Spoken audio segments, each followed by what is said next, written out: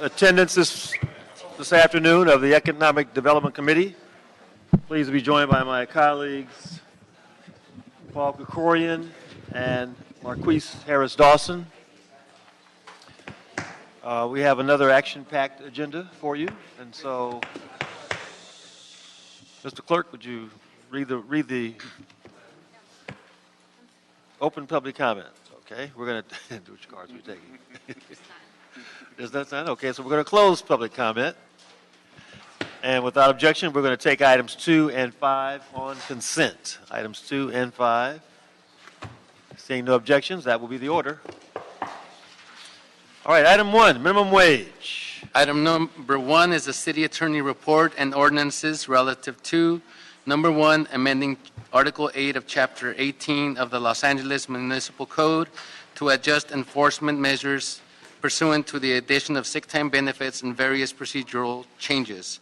2, amending Article 7 of Chapter 18 of the Los Angeles Municipal Code to include sick time benefits and exemption for transitional job employees and other changes addressing the application of the ordinance through one of the following proposed versions. Option A, Los Angeles Minimum Wage Ordinance number 1, no documentation requirement.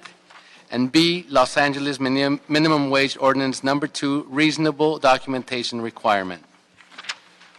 Okay, we've got, first of all, we've been joined by Councilwoman Nuri Martinez. Thank you, Ms. Martinez, for being here with us today. We've got some little cleanup issues on the item, and let's ask the city attorney to come forward.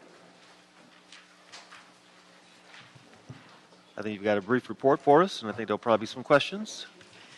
Good afternoon. Basha Jankowski, Deputy City Attorney. We have provided the committee in the council requests pertaining to transitional job employees, sick leave, and various cleanup provisions, 2 ordinances regarding the minimum wage ordinance, Article 7, and 1 ordinance amending Article 8, the Office of Wage Standards Ordinance.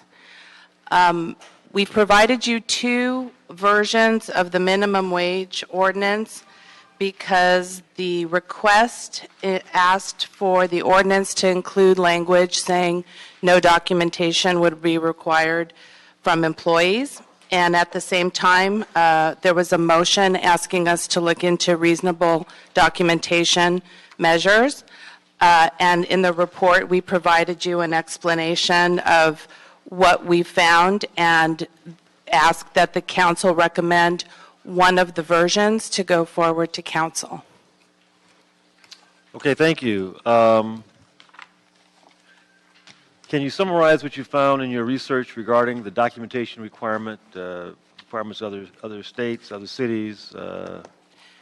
The state sick leave law basically says an employer is not obligated to inquire into or record the purposes for which an employee uses paid leave or paid time off. Therefore, it allows employers to ask for documentation.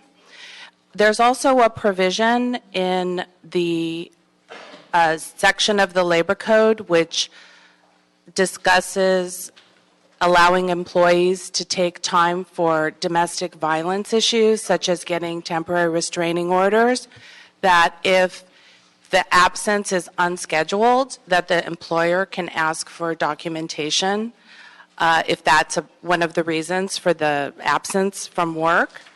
So that the state sick leave law, therefore, allows employers to ask for documentation. Oakland and San Francisco have language in their sick leave ordinance which allows for reasonable documentation. Then in their rules and regulations, they address basically what the city finds is reasonable to give employers some information as to what the city will look at in order to enforce the ordinance. Mm-hmm. And then Santa Monica and Emeryville are silent on documentation, so that allows employers to use their own policies and practices. Okay, thank you.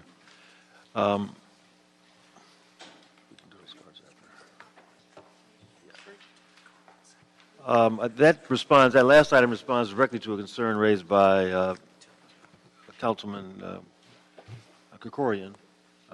Ms. Krikorian, does that address your concerns now, the notice of, Thank you, Mr. Chair. Yeah, I noted. Option B certainly does that.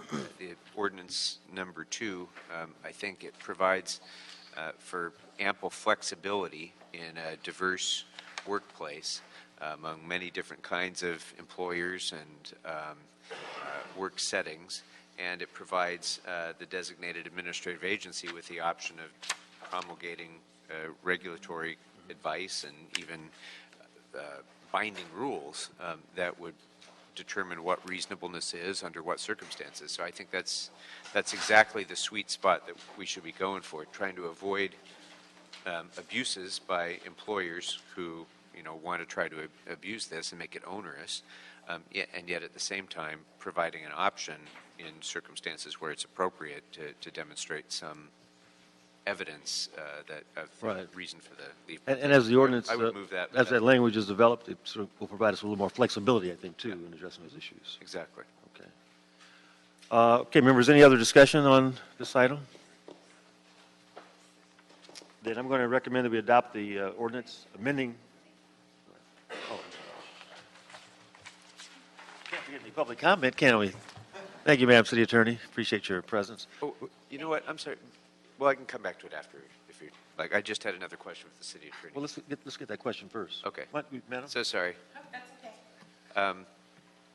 okay. I honestly don't remember where we came out on this during the last meeting, but one of the issues that had been raised too was, and I don't know if any of the other ordinances have this, but whether there should be some minimum block of time that can be taken off in order to avoid the problem where an employee takes their sick time in hour increments or something, because over the course of time, and then disrupts the scheduling. Is there any way to avoid that kind of problem within the language of this ordinance? No ordinance addressed that particular issue that we could see. However, I think in the rules and regulations, since the Office of Wage Standards has the ability to promulgate rules and regulations, those may be some of the things that they might want to look at in terms of issues that arise that they want to give employers guidance on. But I haven't seen anything specific to that. And the state minimum wage is fairly new. Sick leave ordinance is fairly new. So I'm not sure about those issues. Okay. But we could look into it some more. Maybe just leaving it to the regulatory structure might make the most sense. I think That's so. good This enough gives for some me. flexibility, and at the same time, they can be more responsive. Thank you. Thank you. Thank you, Mr. Chairman. Okay, we've got 4 cards. Alfred Krepke, Elizabeth Benzai, Alex Davis, and Patrick Smith. Please come to the table.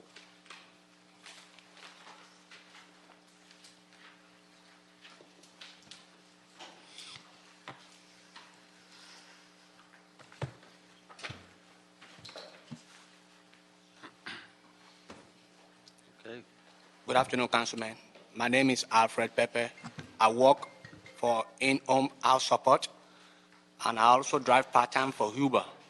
And I'm here to just defend the motion that is like we're supposed not to provide a documentation or doctor's note for our employer, because sometimes I may get a call from my kid's school that he or she is sick. I should come and pick him up. So if I take my time off and I go get my kid, take him to the hospital or to the doctors, the doctor's note is for the kid, not for me. And what do I supposed to do? So that is why we are just urging that it's like, when we take the time off, it's 6 days a year. It's not that much. We are not abusing the privilege. It's a privilege that is extended to us. So we should be allowed to enjoy it and not look over our shoulder that it's like we're going to be, get in trouble or something for doing that. Okay, thank you. Thank you.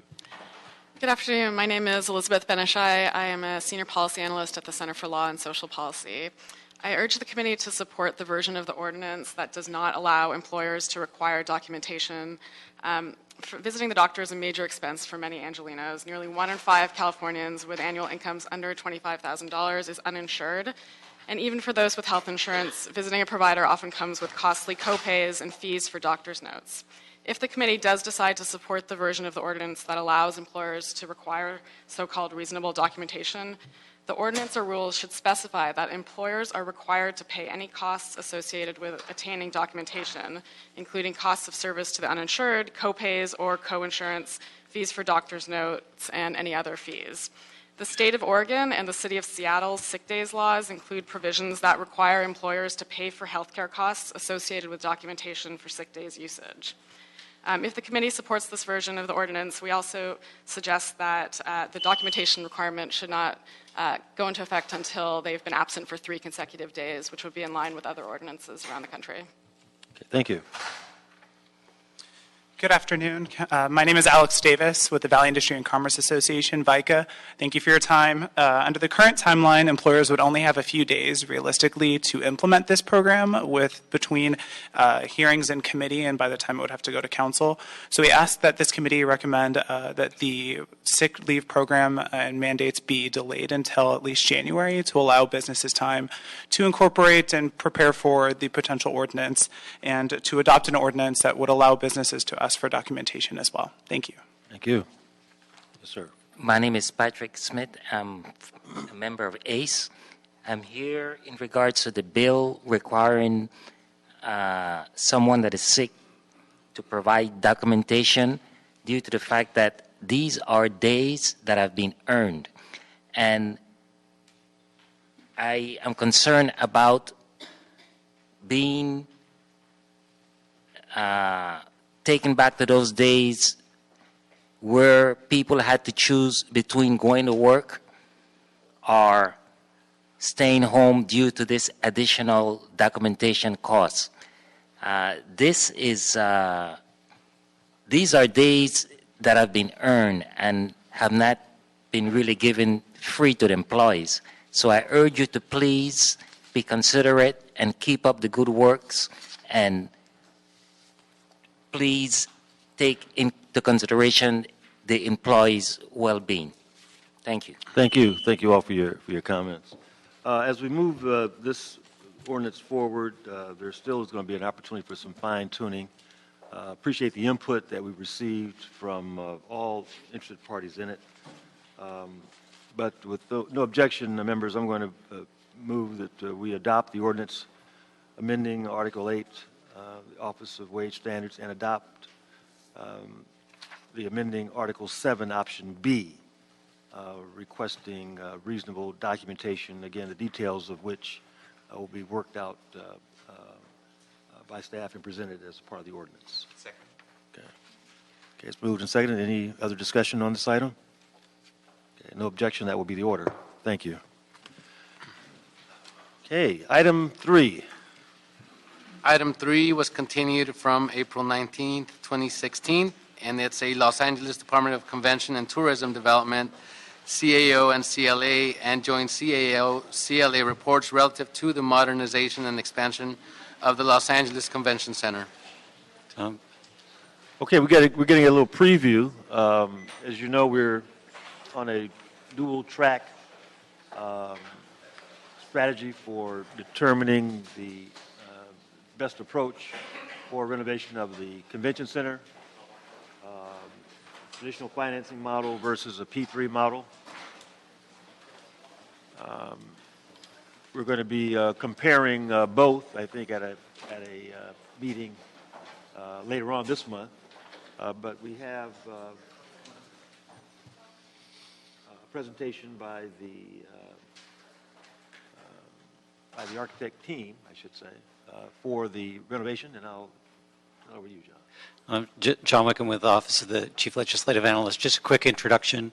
Your city staff are working to advance the dual path analysis. The architectural designs are moving forward, as well as the fiscal analysis, and we will have that information for you in June as requested by the committee. Today, you will have a presentation from Michael Lockwood with Populous Architects and Pascual Gutierrez with HMC Architects, who are working on the traditional design path. And they have done a great deal of work of looking at starting from the design competition and moving that forward and looking at options and alternatives based on a great deal of community input and client input. So they will have that material for you at the moment. Afterward, city staff, CTD, BOE, CLA, CAO here to answer any questions you might have. Turn it over to Michael.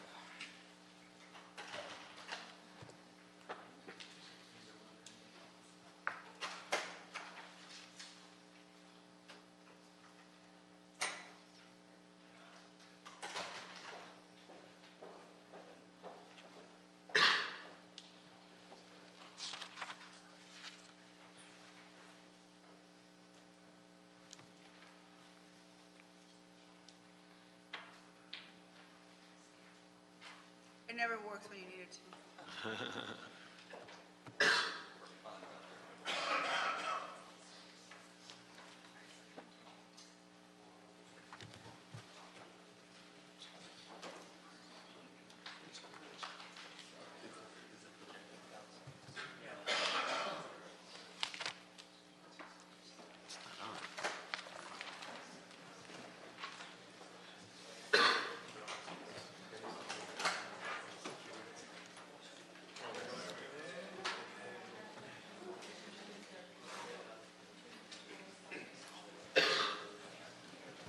Thank you. Sorry about that.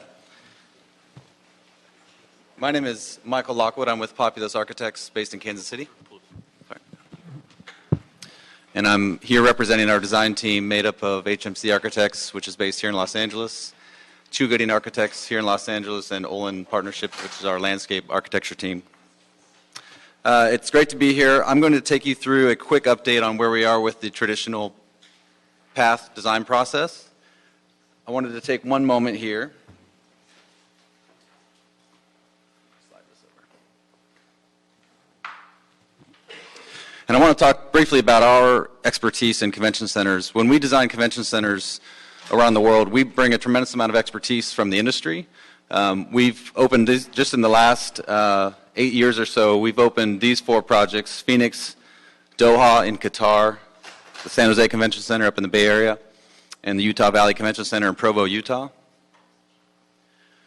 Currently opening this year, we have our San Antonio Convention Center expansion, which just opened a few months ago. Sydney will open later this year, working on Sacramento and Anaheim. So when we come to the table and talk about convention center design, we are working all around the world, and we bring a certain amount of expertise to that conversation. And we also have local knowledge. We were the design architects for the Plan A version of the convention center expansion, which was designed in concert with the Farmers Field effort. So we have international expertise. We have a lot of national projects going on, and we also have local knowledge in LA, having worked on Plan A. And what that does for us, when we start our process with the stakeholder input, we have industry knowledge, but we really depend on engaging with the local community to understand how this project should be executed here in Los Angeles. We talk to local clients. We talk to potential clients that this venue wants to attract. We talk to hoteliers. That's been a major part of this process. And we also talk to potential users and community groups. So there's a lot of conversation going on that we are just a part of. That's the stakeholder process. We're looking for a new experience in Los Angeles, a new convention center experience in this district. We think this can be one of the most vibrant districts in the world for conventions and for entertainment. We're going to talk about construction phasing and duration briefly and what that does to the cost and the impact on schedule. And we're going to show you our preferred option and a little bit of our design development. We have a few weeks left in our process, so this is just a snapshot of where we are. And in a few weeks, we'll turn in a report, and you'll see the finalized document from this process. So briefly on stakeholder input, to begin this process, we met with hoteliers. We met with current and future clients at the convention center. We met with service contractors, those folks that use the building and they service the building. And we also met with the community. And a few takeaways I've highlighted here from the hoteliers. We were recommending a solution where the future headquarters hotel would be placed on Chick-Hearn Court. And the takeaway there was that we looked at a multiple of options. They would like to preserve Chick-Hearn Court as an open street from Figueroa to LA Live. Then either site works well for them, Chick-Hearn Court or Gilbert Lindsay Plaza. The conversation with the client advisory board and the service contractors, the main takeaway from those groups were a fully contiguous exhibit hall over Pico Boulevard to connect the South Hall and the West Hall. That would provide Los Angeles with a 737,000 square foot contiguous hall, which would be the largest on the West Coast, so larger than Anaheim, larger than other cities, which really puts you at the forefront of the industry for the West Coast. Yeah, who comes in location. second? Anaheim would be point? second. At how many? They're around, I think, just over 600,000 contiguous on one level. And then the key takeaway from the community groups, we focus a lot on the public space, the public open space, Gilbert Lindsay Plaza specifically. And it's important to understand that we're located in a new facility on Gilbert Lindsay Plaza, but it's actually moving and getting larger. So we're demolishing some of the existing building to make way for a much more grand public space, a much more grand open space that will integrate local residents and convention goers. And in the place of Gilbert Lindsay Plaza, we're putting a new ballroom building, and it was recommended during these community groups that perhaps the ballroom could be called the Gilbert Lindsay Ballroom to honor his legacy in that place, and we think that's a fantastic idea. So when we talk about a desired experience in Los Angeles, these are four things that we hold true when we look at the urban design of convention centers. We want to create a place for everybody in the world to come to. That's what the point of the convention center is to attract guests to your city and infuse economic development into the place. Destination, the intersection of Pico and Figueroa is a tremendously important destination in your city. We think it can be ground zero for something fantastic, a new capital of entertainment and destination experience in the Los Angeles area. We want to grow the district. If we look at LA Live today, we want to grow that as much as possible to, again, infuse as much economic development into this area and into this district. And we want to capitalize on views. We want people to know they're in Los Angeles when they're in a meeting or in a convention. We don't want them to disappear somewhere into the building and then show up again later in the day. We want them to always understand where they are in their place. We went through a round of options. There's three options shown here, and really what this was intended to do was understand the construction duration and phasing and the impact those had on costs. So convention centers, you never want to take any sellable space offline. You always want to preserve your place in the market.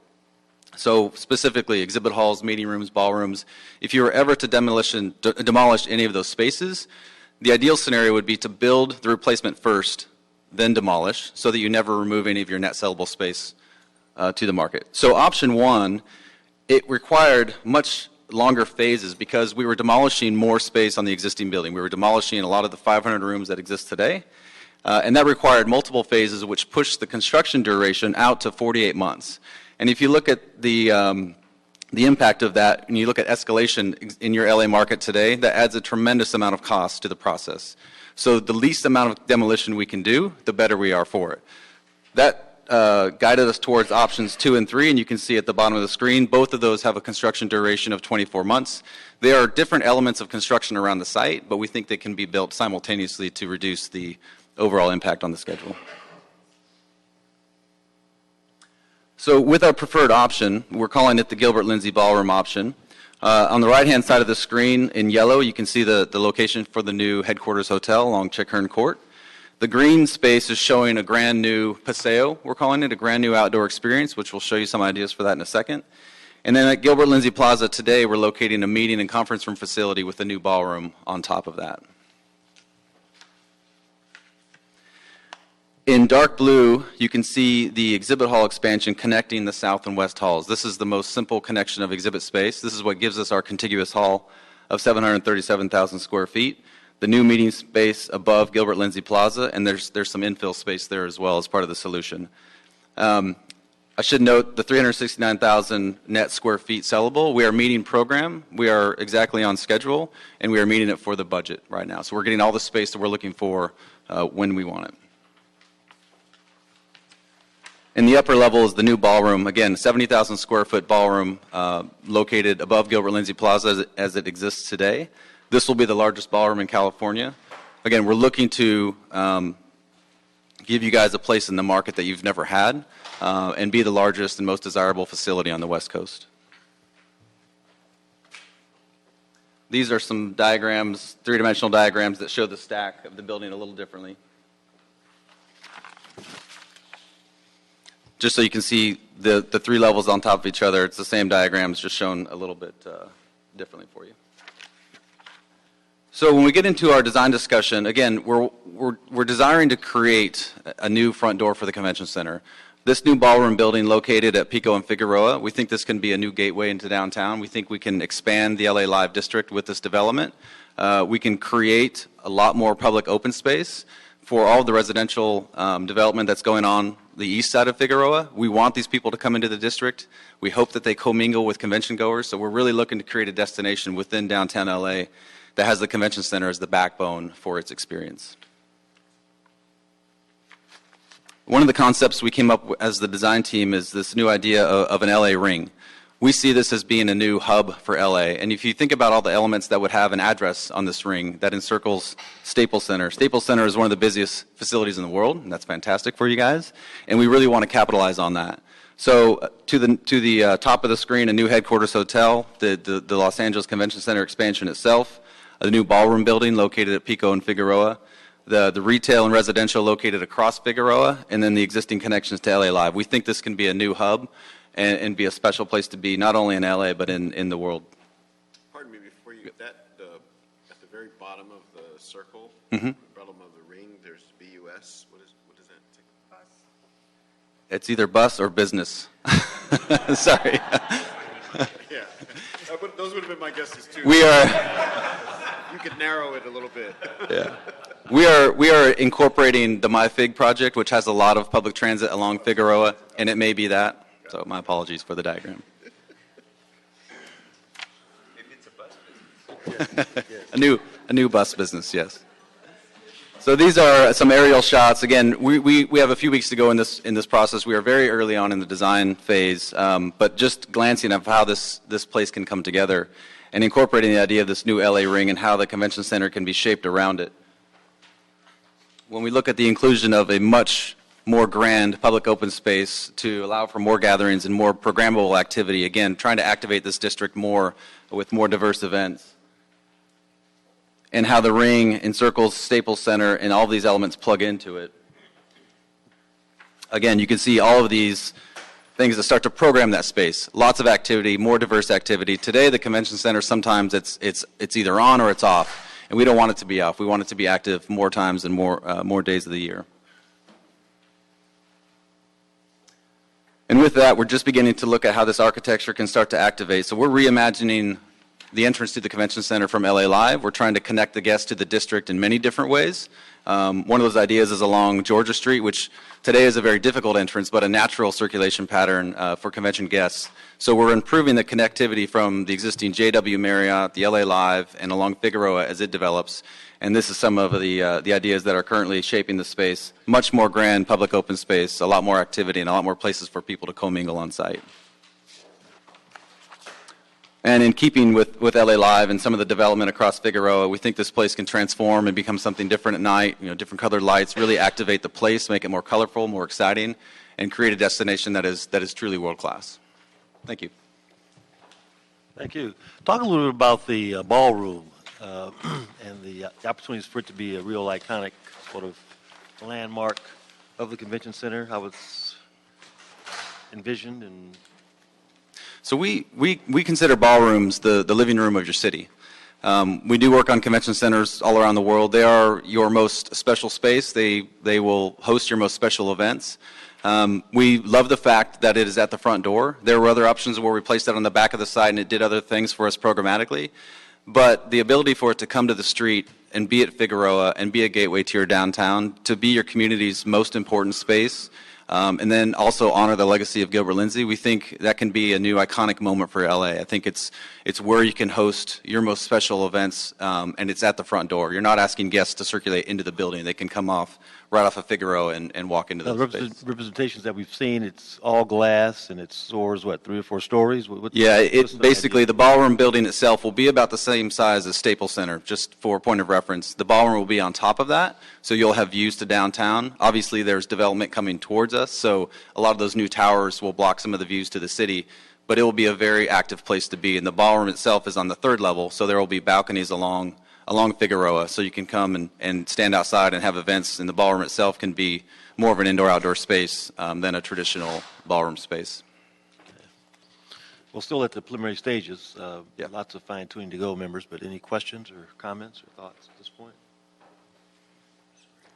Yeah, you all may not have gotten to this point in the design, or you may not be familiar with it, but the western side of the convention center, you know, when I grew up, the sort of way you, coming from south on the 110 freeway, the way you knew you were downtown is that you saw the big giant blue with the white letters and the big poster of whatever, the boat show, whatever was happening.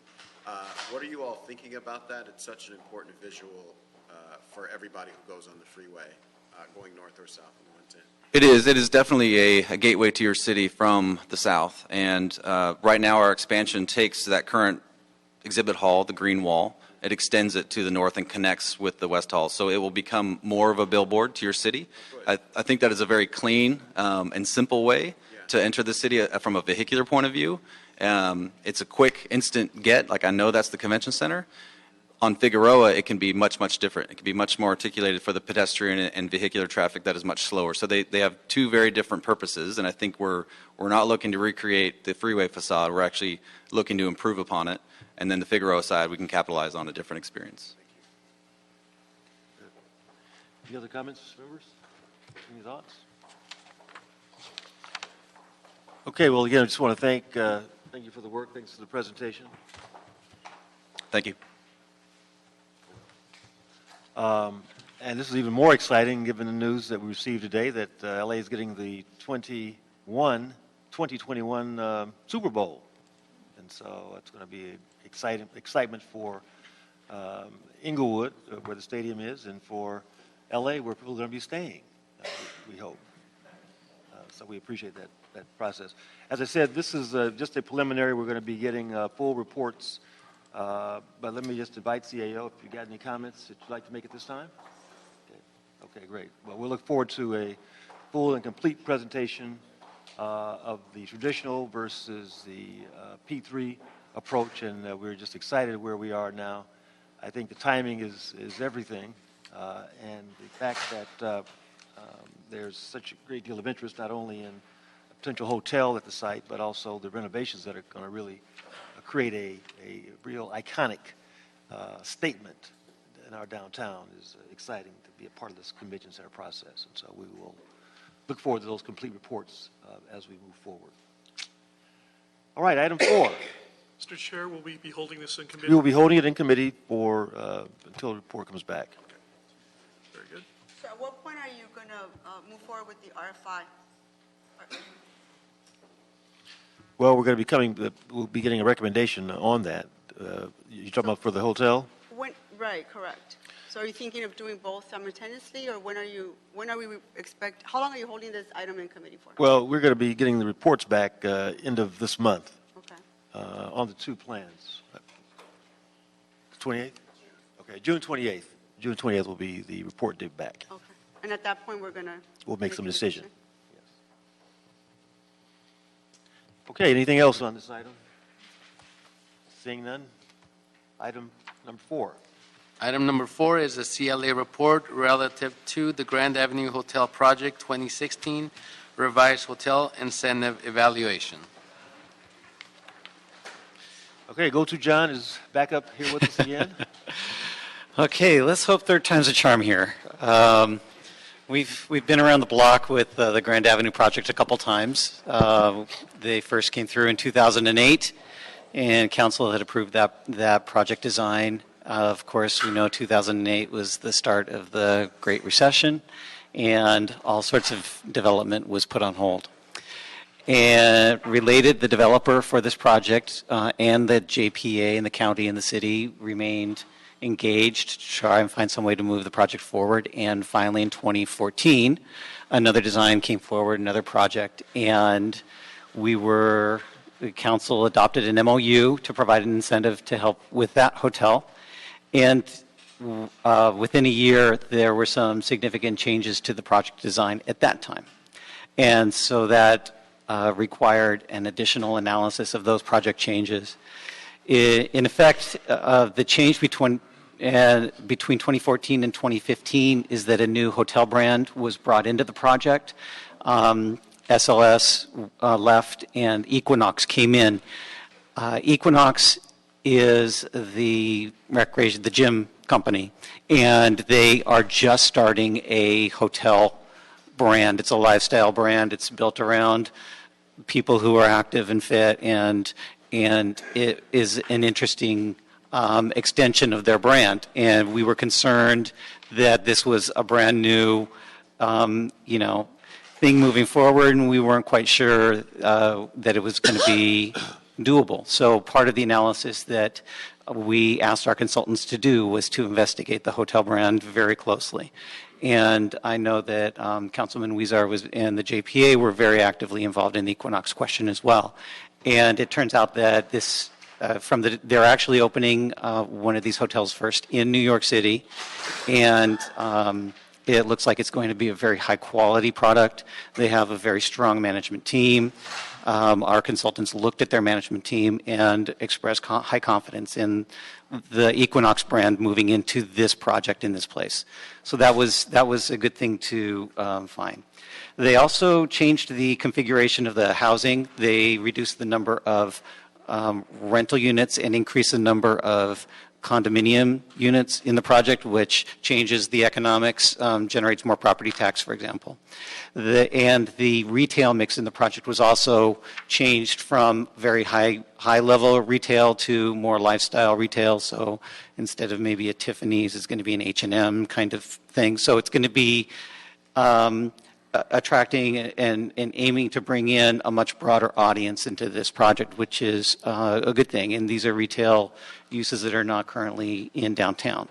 So all of these changes affected the economics of the project, and we did a revised analysis. Our consultant, RSG, prepared those studies for us. They're attached in the report, and as a result, we've come back to you now with a revised incentive analysis.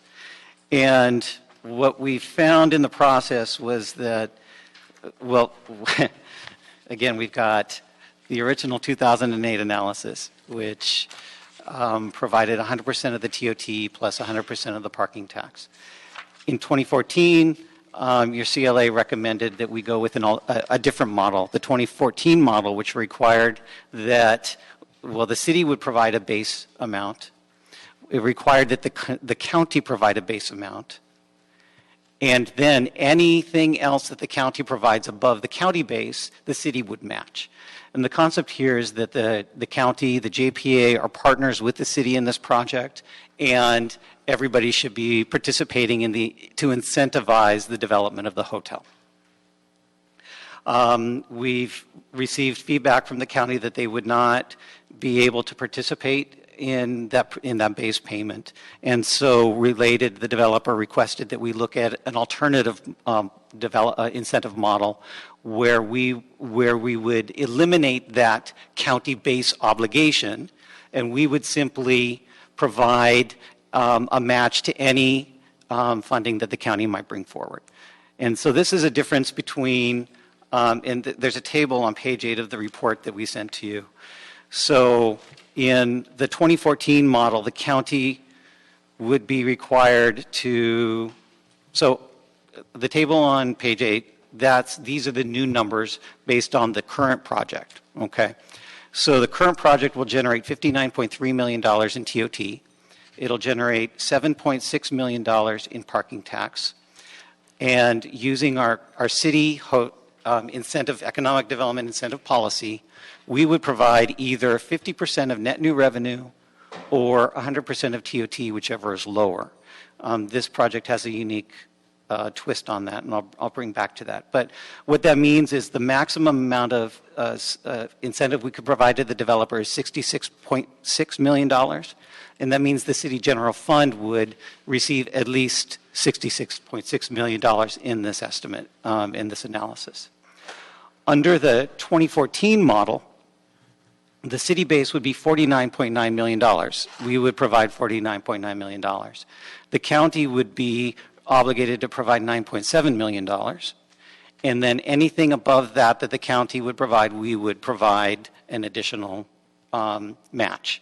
And so at that point, if the county provided an additional $1.8 million, we would provide an additional $9.7 million, and we would move on from there.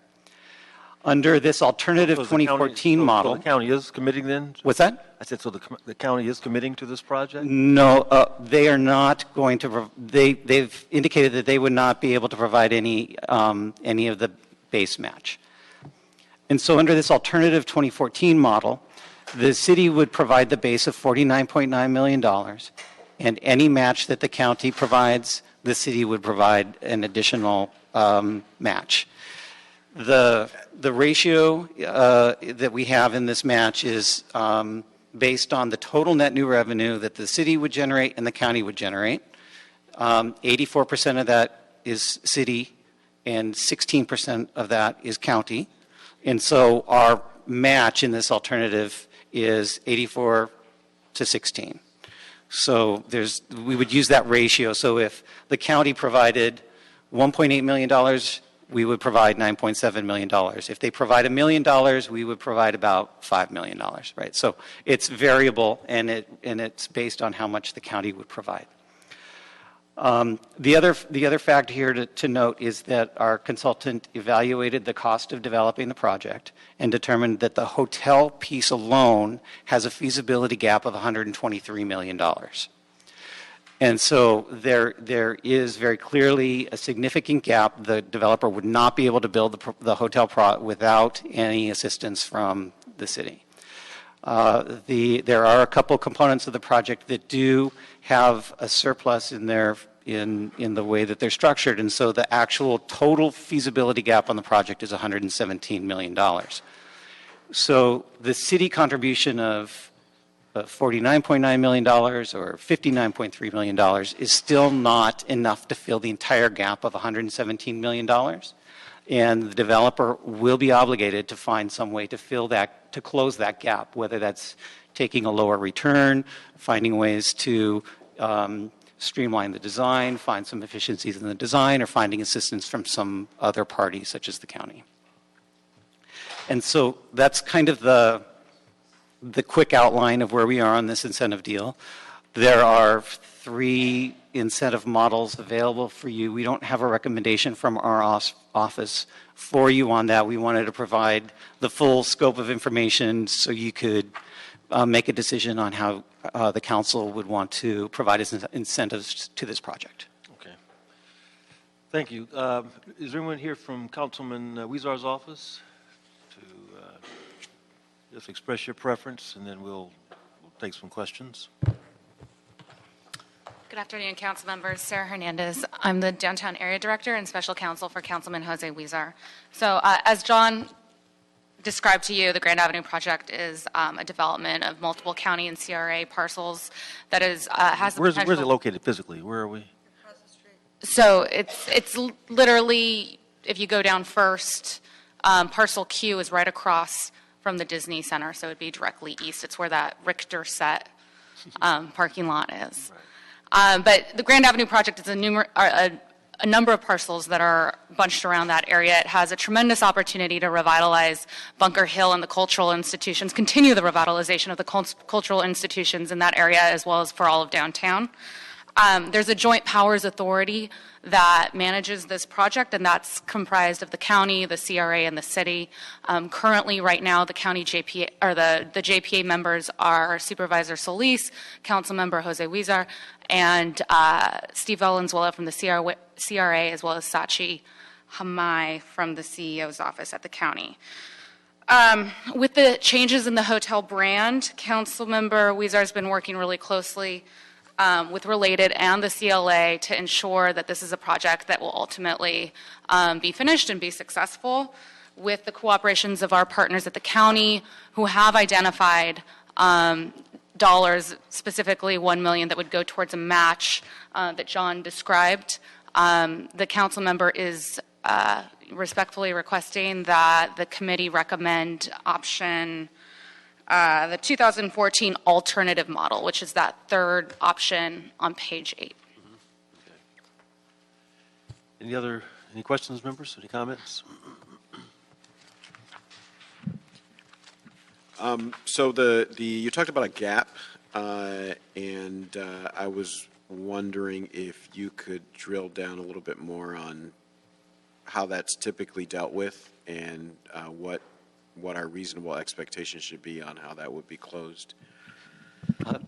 Each of the hotel incentives that the council has approved over the last 10 years, the JW Ritz, the Grand Avenue 1, the Grand Avenue 2, Metropolis, the Courtyard Residence Inn, all of them had gaps, and the city contribution never filled the full gap.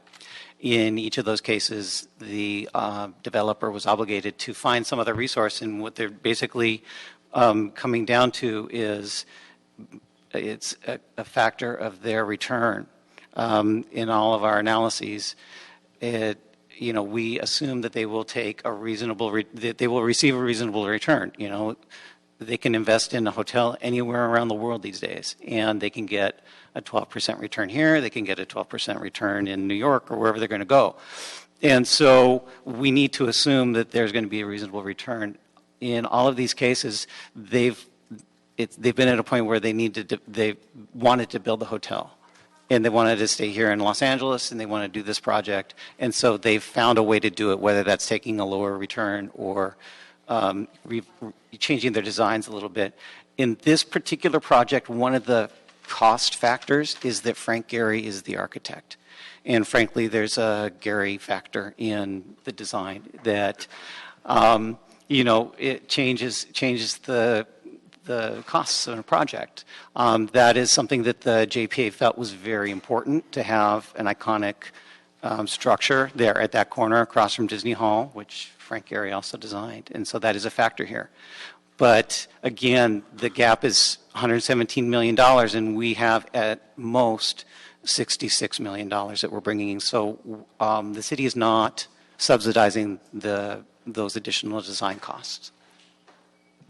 And then close with a selfish question. Do we get an Equinox gym out of this deal? Do we get any what? An Equinox gym. Oh, memberships. I mean, an actual gym. Oh, yeah, there is actually an Equinox gym in the... Yeah. Oh, yeah. Yeah. And there's a plaza in the middle of the project, so there's a lot of public space that's designed into the project.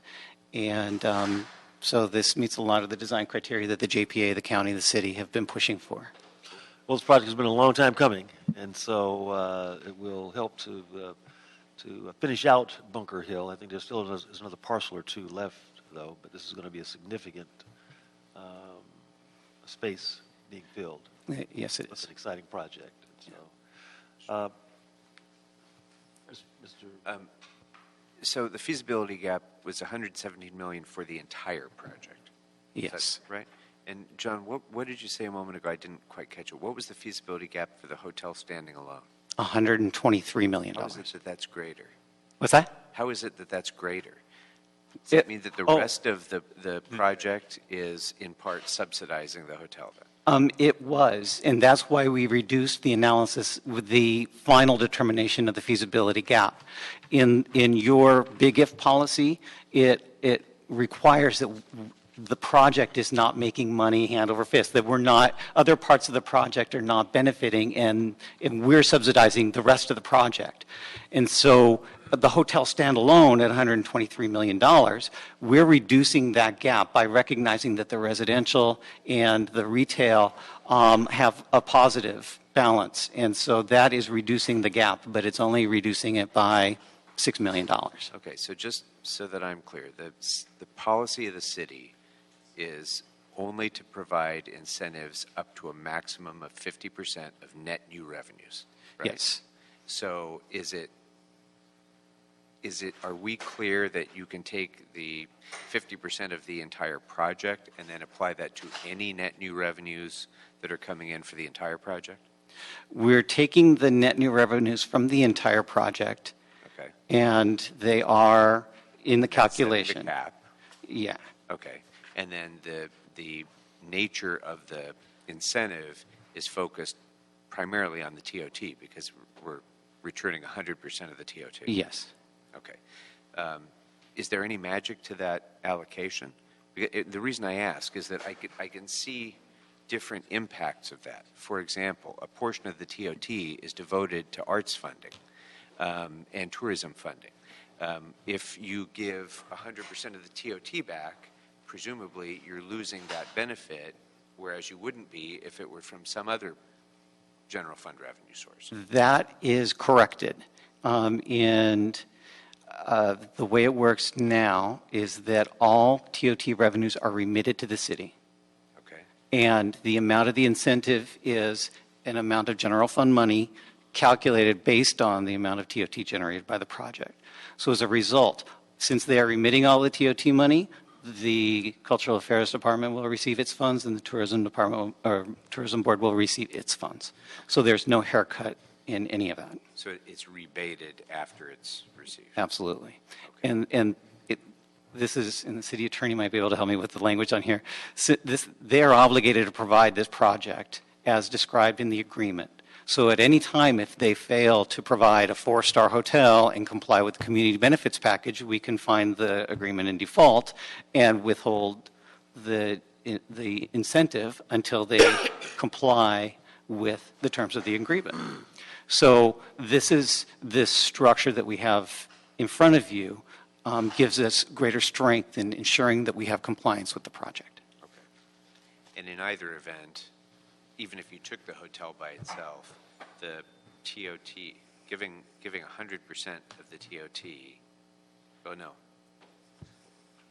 I guess you can't do it that way. That would be contrary to city policy if you did that. It would be less than 50% of the gap, but it would be 100% of the net new revenues. Yeah. If you took the hotel standing by itself. Yeah, if we took the hotel standing by itself, that would be $123 million feasibility gap.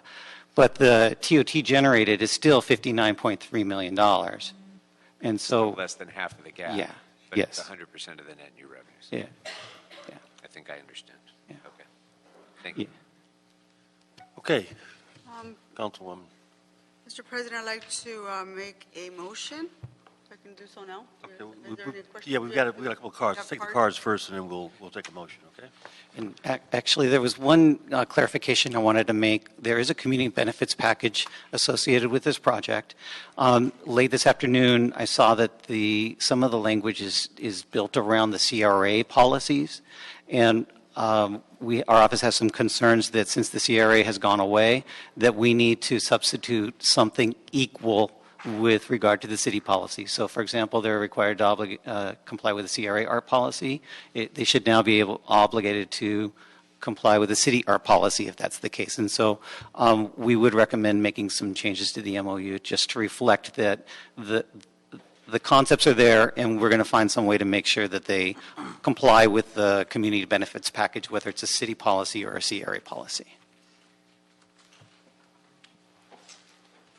Okay, Council, I'm sorry. Let's take these cards first. We've got Chris Hannon, Brady Westwater, Steve Elmer, I'm related.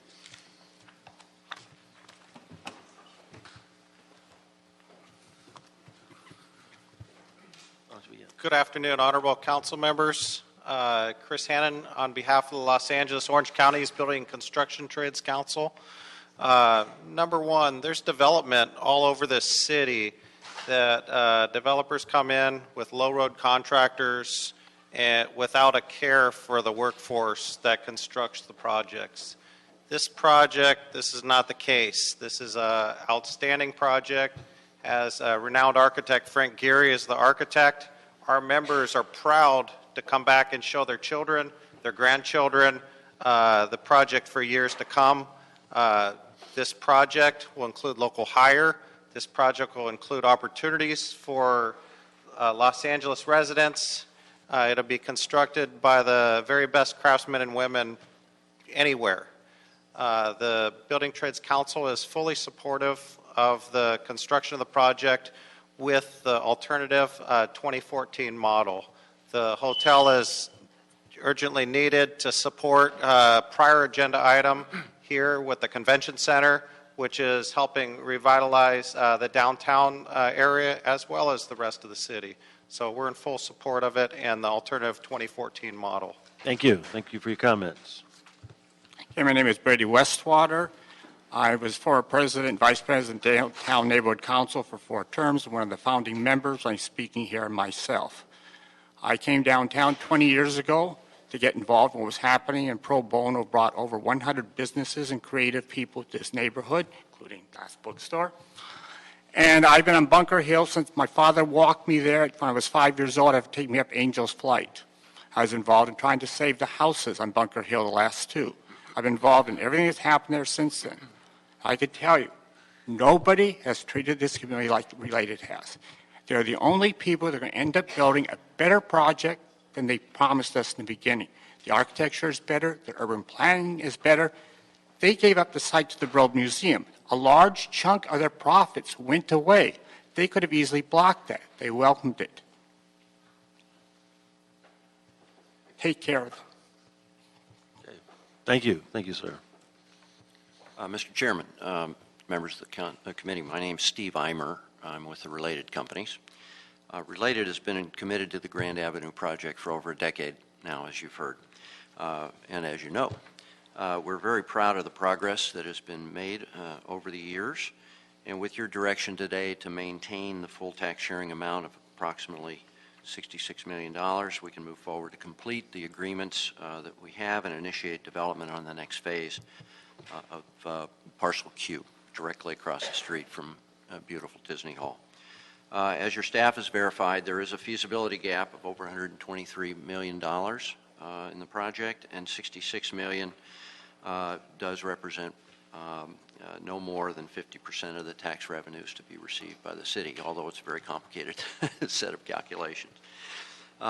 This satisfies the criteria that were in place when the city's agreements were originally made for Grand Avenue project, and we've counted on those commitments in all of the actions that we've taken over the years in furtherance of the project.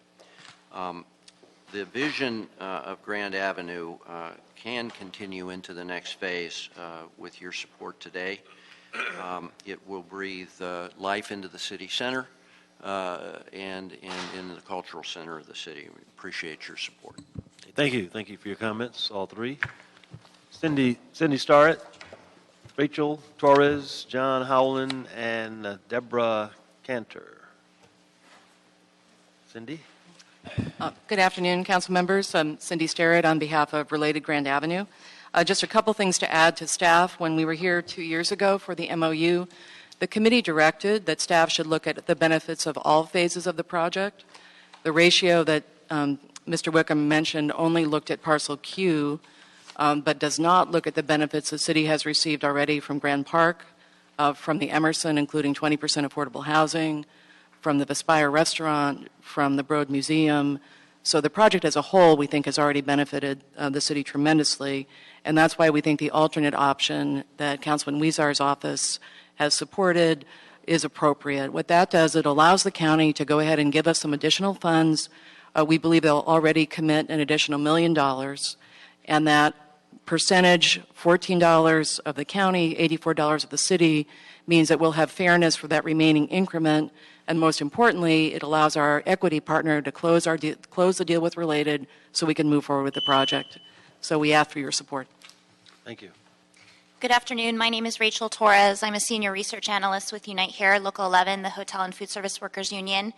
We're here to strongly support the 2014 alternate model. This is an exciting moment for our city and the county. We know that Related has gone through many hoops and a lot of turns through the past 10 years, but they have been vigilant and transparent in their process in securing good jobs for hotel workers as soon as this hotel opens.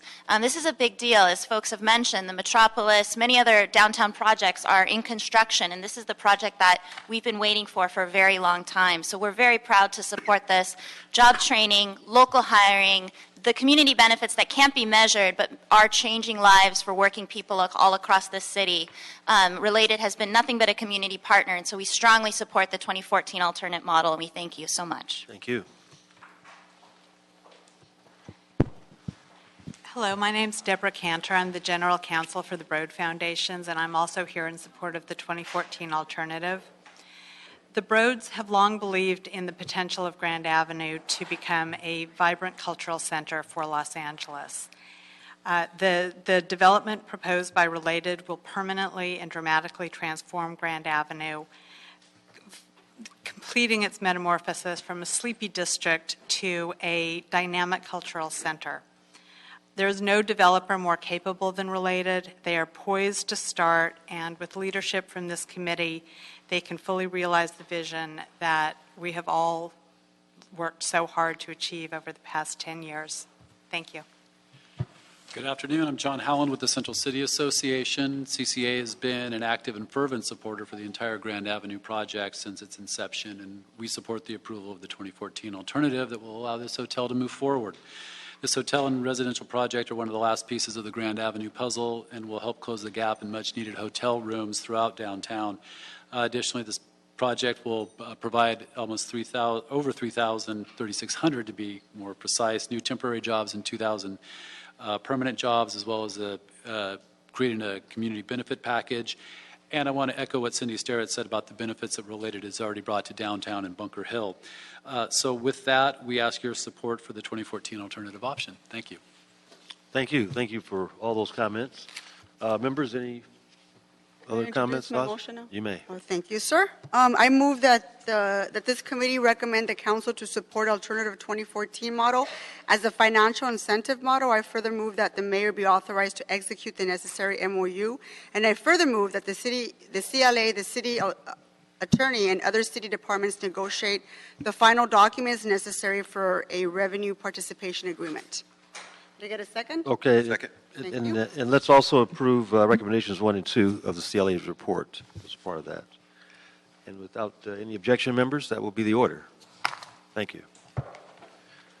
Okay, Mr. Clerk, is there any other business before us? No, sir. This meeting is adjourned. Thank you.